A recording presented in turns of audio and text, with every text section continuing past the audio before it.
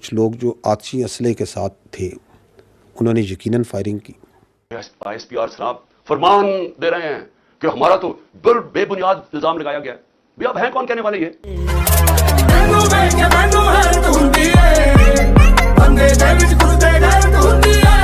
جب منہ کھولتے ہیں جھوٹ بولتے ہیں، جب منہ کھولتے ہیں جھوٹ بولتے ہیں، صبح جھوٹ بولتے ہیں، دوپہر کو جھوٹ بولتے ہیں، رات کو جھوٹ بولتے ہیں۔ DGISPR نے عمران خان کو دوغلا کہہ دیا۔ دیکھیے 2 سال پہلے جب DGISPR نے عمران خان کو دوغلا کہا تھا تو عمران خان نے کن الفاظ میں انہیں جواب دیا تھا؟ دیکھیں ISPR صاحب، میری ذرا غور سے بات سن لیں۔ آپ جب پیدا بھی نہیں نہ ہوئے تھے تب میں اپنے ملک کو دنیا میں ریپرزینٹ کرتا تھا۔ شہزاد اکبر کا کہنا ہے کہ فوج کی 2 دن پہلے میٹنگ ہوئی اور اس میں مانا گیا کہ پڑھے لکھے مڈل کلاس لوگ اب ہماری حمایت نہیں کرتے۔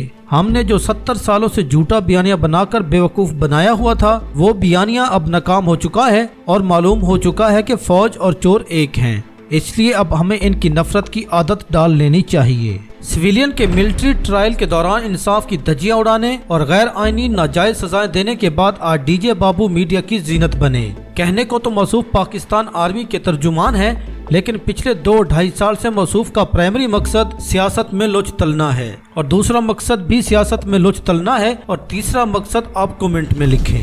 آج ڈی جے بابو صاحب فرما رہے تھے فوج کا مظاہرین سے سامنا نہیں ہوا تو یہ وردی میں AK-47 کون چلا رہا ہے؟ کون ہے یہ لوگ جو فوجی وردیوں میں سویلینز پر سیدھی گولیاں چلا رہے ہیں؟ آپ ذرا نمبر 1 کا IQ لیول چیک کریں۔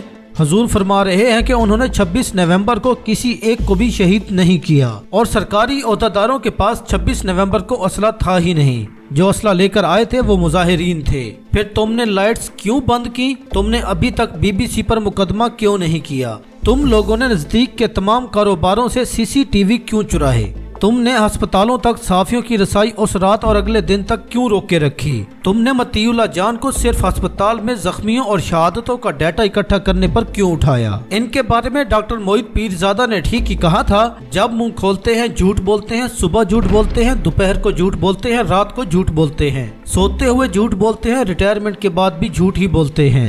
آج کی پریس کانفرنس میں شاید اس بات کا زیادہ غصہ نکالا گیا کہ ڈیل اور NRO لینے کی کوشش کو عمران احمد خان نیازی نے گزشتہ روز اپنے 2 کروڑ سے زائد فالوورز والے اکاؤنٹ سے ٹویٹ کروا کر پوری دنیا کے سامنے بے عزت کر دیا تھا۔ ڈی جے بابو کا اور کہنا تھا کہ ایک شخصیت یہاں موصوف عمران خان کا ذکر کرنا چاہ رہے ہیں اور ہمت اتنی نہیں کہ خان کا نام لے سکیں، کہ جو اپنی غلطی سے سیکھنے سے آری تھا اس کی غلطی کی قیمت قوم نے خون سے ادا کی۔ اس پر ڈی جے بابو کی تسلی کرواتے ہوئے میجر عادل راجہ کا کہنا ہے، مشرقی پاکستان میں اس نے غلطی کی تھی، افغانستان جنگ میں پروکسی بننا اس کی غلطی تھی، بلوچستان میں آپریشن اس کی غلطی تھی، لال مسجد اس کی غلطی تھی، اکبر بگٹی کی شہادت اس کی غلطی تھی، نہتے شہریوں پر گولیاں برسانا اس کی غلطی تھی، بھارتی فوج کی کشمیر دراندازی پر کوئی بات نہیں، SIFC ناکام ہونے پر کوئی بات نہیں، چین کو گوادر بیچنے پر کوئی بات نہیں، رچرڈ کی کسی اور بات کا کوئی جواب نہیں دیا، GSP+ خطرے میں ڈلنے پر کوئی بات نہیں کی،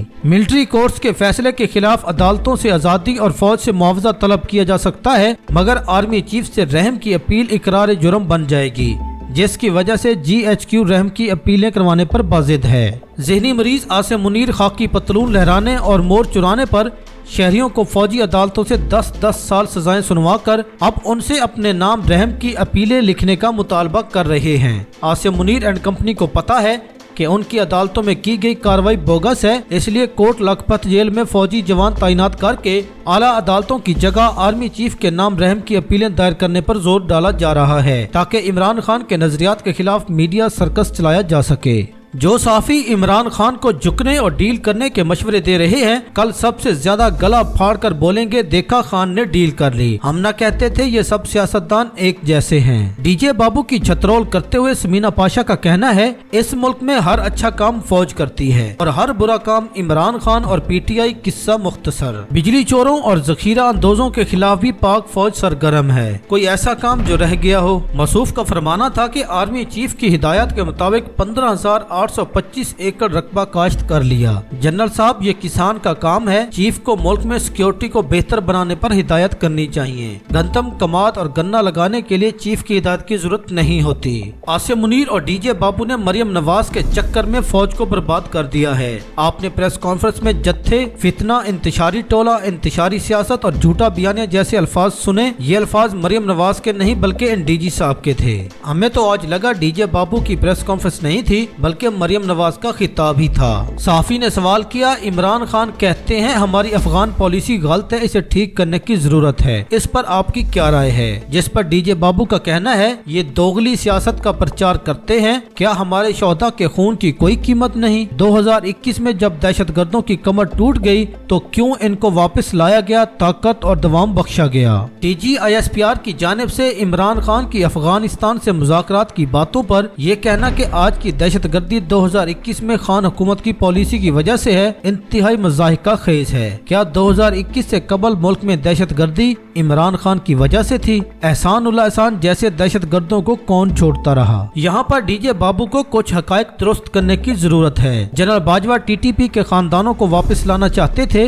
लेकिन मुंतखब इमरान के बड़े तहफ्फुज़ात थे। साल 2023 में शीरी मजारी ने इंकशाफ किया था कि जनरल बाजवा और जनरल फैज ने ये मामला उठाया भी था कि TTP में पाकिस्तानी शहरियत रखने वाले खानदान हैं जो वापस आना चाहते हैं। जनरल बाजवा ने दलील दी थी कि अगर वो आइन को कबूल करें और हथियार डाल दें तो उनकी दोबारा आबादकारी के लिए कुछ न कुछ किया जाना चाहिए और मुज़ाकरात किए जाने चाहिए। PTI रहनुमा ने मजीद कहा था कि एक इजलास बुलाया गया क्योंकि दोबारा आबादकारी की तजवीज़ ने मुंतखब PTI अरकान की तरफ से फौरी रद्दअमल पैदा किया था। वाज़े तौर पर यह फैसला किया गया मुज़ाकरात शुरू करने से पहले मुंतखब नुमाइंदों और फौज के दरमियान एक कमेटी तश्कील दी जाएगी ताकि इत्तफाक की राय पैदा किया जा सके, क्योंकि हमारे मुंतखब अफराद को बहुत से तहफ्फुज़ात हैं। श्री मजारी ने कहा कि PTI ने मुतालबा किया था कि पहले इत्तफाक की राय पैदा किया जाए और फिर TTP के साथ मुज़ाकरात का आगाज किया जाए। उन्होंने अफसोस का इजहार करते हुए कहा था कि बाद में PTI की हुकूमत को हटा दिया गया और मौजूदा हुकूमत को इस बात की कोई परवाह ही नहीं थी कि किसके साथ मुज़ाकरात करने हैं, और ये राना सनाउल्लाह के उसी दौरान के बयानात हैं। डीजे बाबू एक मरतबा फिर से सोशल मीडिया सार्फिन को डिजिटल दहशतगर्द करार देते रहे। इन डफर्स को समझ ही नहीं, ये नामी या बेनामी सोशल मीडिया नहीं है, ये अवामी सोशल मीडिया है। यहाँ वही चलता है जो अवाम सुनना चाहती है, देखना चाहती है। अगर किसी के कंट्रोल करने से चल सकता होता तो इतने मीडिया चैनल्स, अखबारात और तमाम साफी कंट्रोल करके भी अगर तुम्हें चंद नामी और बेनामी अकाउंट्स तकलीफ दे रहे हैं तो अपने मुशीर बदलो। जरदारी के आने से पहले पीपल्स पार्टी पाकिस्तान की सबसे बड़ी सियासी जमात थी, आज सिर्फ दही सिंध तक महदूद हो चुकी है और जरदारी की अपनी औलाद भी फेयर इलेक्शन हो तो एक सीट निकाल नहीं सकती। मरियम नवाज के सियासत में आने से पहले नून लीग पाकिस्तान की दूसरी और पंजाब की सबसे बड़ी सियासी जमात थी। आज हाल ये है कि पार्टी लाहौर तक महदूद हो चुकी है और नवाज शरीफ अपनी जाती सीट नहीं जीत सका। आसिया मुनीर के आने से पहले फौज एक मकबूल महकमा था और पूरा पाकिस्तान इसके कंट्रोल में था। आज हाल ये है कि जो फौज के साथ खड़ा होता है वो अवाम की नज़रों से गिर जाता है। सोशल मीडिया एक आईना है, ये वही दिखाता है जो हकीकत है। अवाम को धमकियां देना बंद करो, अपनी जमातों और महकमे की लीडरशिप तब्दील करो। तुम्हारे मुजरिम अवाम नहीं, तुम्हारे अपने लीडर्स हैं।